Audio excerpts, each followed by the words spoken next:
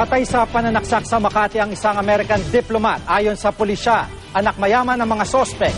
Si Salima Refran, naka-alerto 24, eksklusibo. Bakas pa ang dugo sa dulo ng Kalayaan Avenue sa may Bel Air Village. Dito nasaksak ang isang US diplomat kanina madaling araw. Ayon sa pulisya, naglalakad papasok ng village ang US diplomat na makasabay sa gate ang isang puting SUV na may sakay na 4 na lalaki.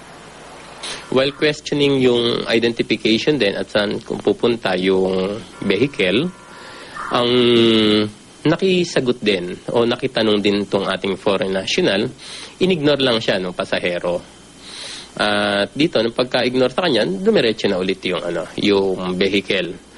But nagawang hampasin yung vehicle. Nagbabaan ng 4 na sakay. Sinaksak sa likod ng isang US diplomat. Nakuha pa makalayo ng biktima na may 20 metro bago bumagsak. Ang mga lalaki sumakay uli ng SUV at sinubukan tumakas pero nahabol ng mga gwardya. Pumanaw ang US diplomat alas 7:20 ng umaga dahil sa mga saksak na tinamo. Kinumpirma ito ng US Embassy pero hindi nito pinangalanan ng biktima. Ayon sa Makati Police, ang mga suspect ay mga anak mayaman na nasa edad 20 hanggang 25. Ang SUV, isa na ilalim na sa pagpoproseso ng SOCO. Dito rin na-recover ang panaksak na ginamit. Tumanggi muna ang pulisya na kilalanin ng mga suspect.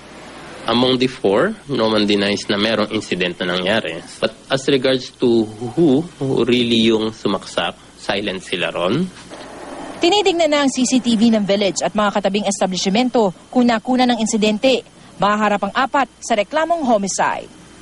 Salima Refran, naka-alerto 24.